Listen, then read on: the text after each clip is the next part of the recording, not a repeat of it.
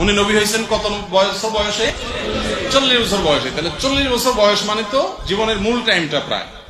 তো এই 40 বছর পর্যন্ত উনি নিজে তো নবী ছিলেন না, উনি নবী হয়েছেন তারপরে। কুনতু নবিয়ান ওয়া আদামু বাইনাল মা'i ওয়াত তিন। নবীজি বলছেন আদম যখন পানি এবং মাটি, আমি তখন নবী। বলেন না সুবহানাল্লাহ। কে নবী? মুহাম্মদুর রাসূলুল্লাহ তখন নবী। বলেন না সুবহানাল্লাহ। যখন আদম আলাইহিস সালাম, যিনি সর্বপ্রথম মানব এই পৃথিবীতে এসেছেন, আল্লাহ তাকে সৃষ্টি করেছেন, সাইয়্যিদনা আদম আলাইহিস সালাতু ওয়াস সালাম, যাকে বলা হয় আদম সফিউল্লাহ, যার লকব ছিল, তিনি এই জমিনে আগমন করেছেন মানুষ হিসাবে। কি হিসাবে? বলেন কি হিসাবে? মানুষ। তার পাজরের হাড় দ্বারা আল্লাহ পাক মা হাওয়া আলাইহিস সালাম সৃষ্টি করেছেন। বলেন না সুবহানাল্লাহ। এই দুইজন মানুষকে আল্লাহ দুনিয়ায় আল্লাহ পাক পাঠিয়েছেন। এই মানুষ দুটোকে যে আল্লাহ সৃষ্টি করেছেন, আদম আলাইহিস সালামকে, নবীজি বলছেন যে আদম যখন পানি এবং মাটি, অর্থাৎ কাদা মাটি, পানি এবং কাদায় যখন মিশ্রিত, নবীজি বলছেন তখন হুজুর নবী। বলেন না সুবহানাল্লাহ। সহজ কথা নয়।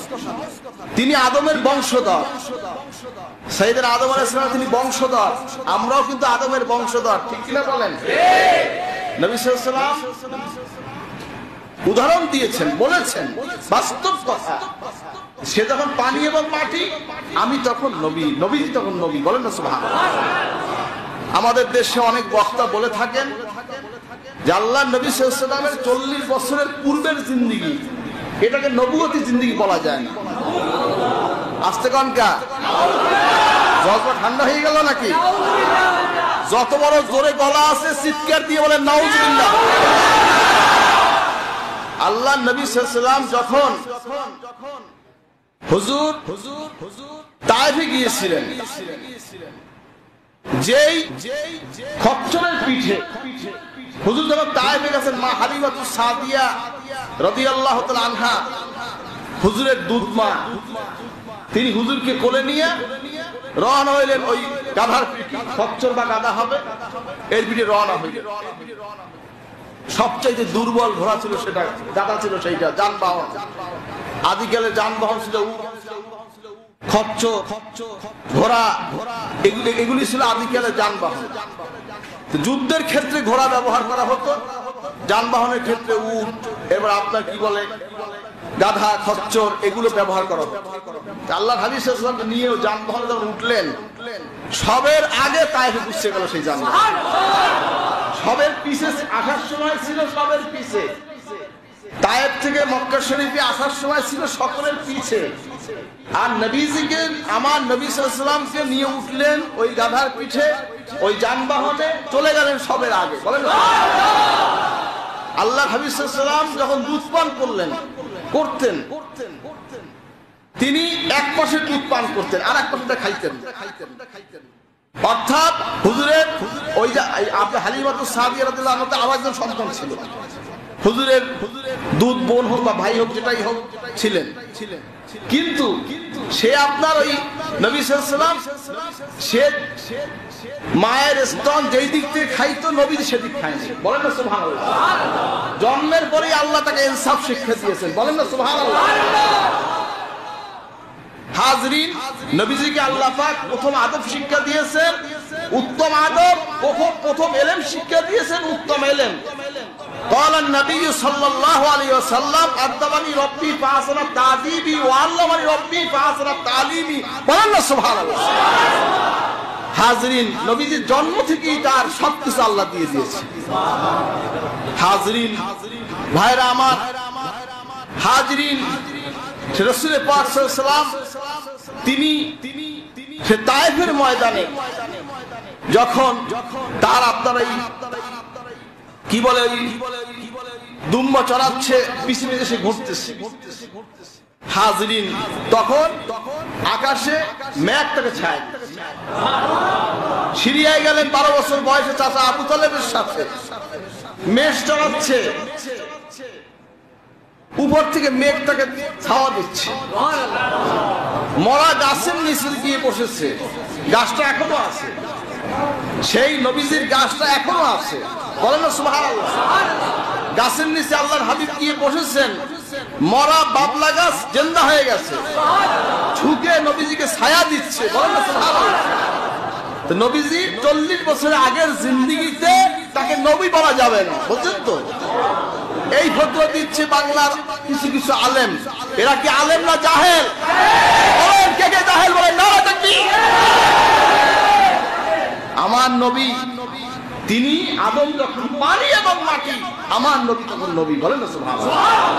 এই আকীদা রাখবেন মিয়া সাহেব, এই ইতিকাদ রাখবেন।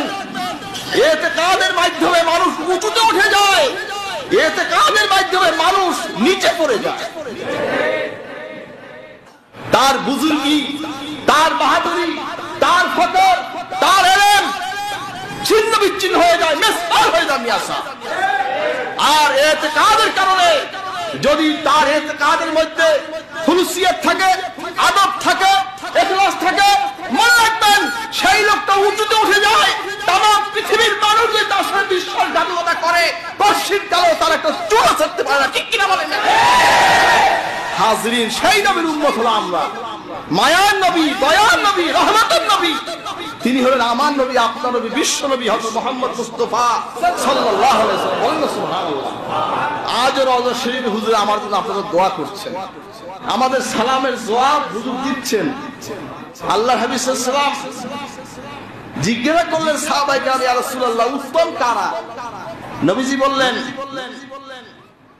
এরপর কিছু সময় পর হুজুরকে কোশ্চেন করে, হুজুর আপনি বলেন উত্তম কারা? নবীজি বললেন, পরে যারা আসতেছে তারা। সাহাবায়ে কেরাম কি বলে, আমরা উত্তম না? সাহাবায়ে কেরাম তো উত্তমই, কি ঠিক কিনা বলেন? অবশ্যই উত্তম। হুজুর বললেন, হুজুর আবেগী হয়ে গেলেন, চোখে পানি টলটল করছে। হুজুর বলছেন, আমাকে যারা দেখে নাই, না দেখে তারা ঈমান আনছে, বলেন সুবহানাল্লাহ। আমার কথা মুখের আওয়াজ, নবীজির আওয়াজ কি যারা স্বপ্ন যোগে শুনেছেন সে ভিন্ন জিনিস। সরাসরি কি আওয়াজ শুনেছেন? নবীজিকে দেখেছেন?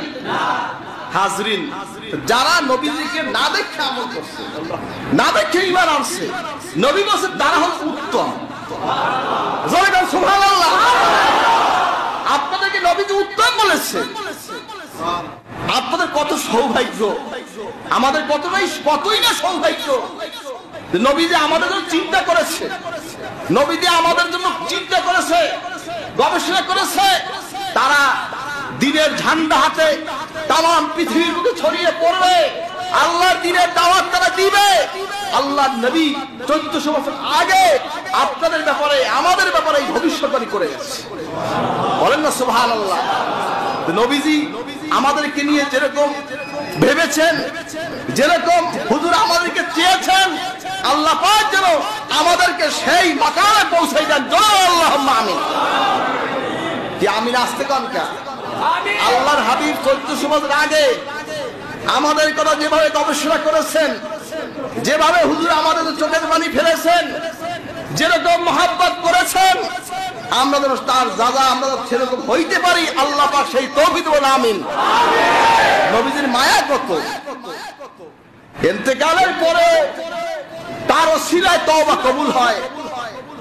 আল্লাহ পাক ইরশাদ করেছেন, বিসমিল্লাহির রহমানির রহিম, ওয়ালাউ আন্নাহুম ইয যালামু আনফুসাহুম জাউকা ফাস্তাগফিরুল্লাহ ওয়া আস্তাগফারা লাহুমুর রাসূল লাওয়াজাদুল্লাহ তাওয়াবার রহিমা, বলেন না সুবহানাল্লাহ। আমার নবী ইরশাদ করেছেন, হাজরিন, আল্লাহ পাক ইরশাদ করছেন, আল্লাহ পাক ইরশাদ করছেন, যদি কেউ তওবা করতে চায়, আল্লাহ নবীর সামনে যদি কেউ তওবা করে, আল্লাহ নবীর সামনে যদি কেউ তওবা করে, নবী যদি তার জন্য সুপারিশ করে, আল্লাহ পাক দয়ালু এবং ক্ষমাশীল, বলেন না সুবহানাল্লাহ। তো এই খবর, আয়াতের খবর জেনে ফেলে রাখবে। দুই, তিনি জেনে আল্লাহ নবী সাল্লাল্লাহু আলাইহি ওয়াসাল্লামের দরবারে হাজির হয়ে গেলেন।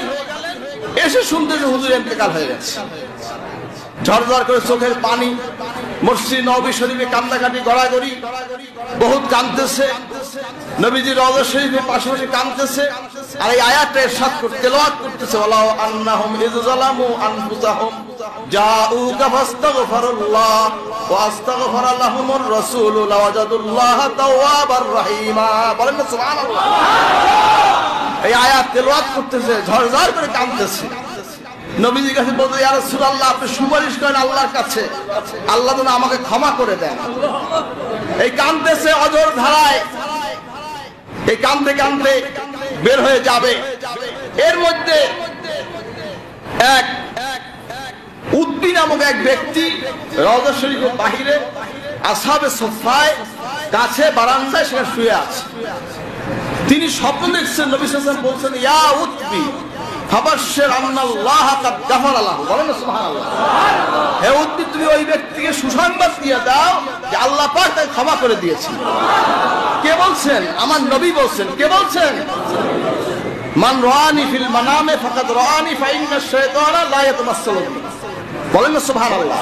নবীজি বলছেন, যে ব্যক্তি স্বপ্নযোগে আমাকে দেখলো সে আমাকেই দেখলো, নিশ্চয়ই শয়তান আমার সুরত ধরতে পারে না। বলেন না সুবহানাল্লাহ।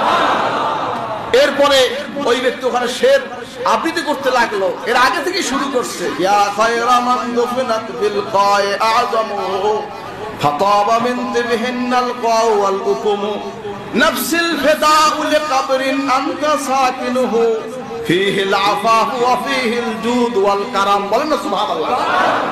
এখনো রওজা শরীফে শের লেখা আছে, সামনের সম্মুখ ভাগে দুই পিলারে লেখা আছে। এখানে হাদিস সংক্ষেপ করছি, ফীহিল আফাফু ওয়া ফীহিল জুদ ওয়াল কারাম নাফসিল ফিদাউ লিকবরিন আনতা সাকিনুহু ফীহিল আফাফু ওয়া ফীহিল জুদ ওয়াল কারাম।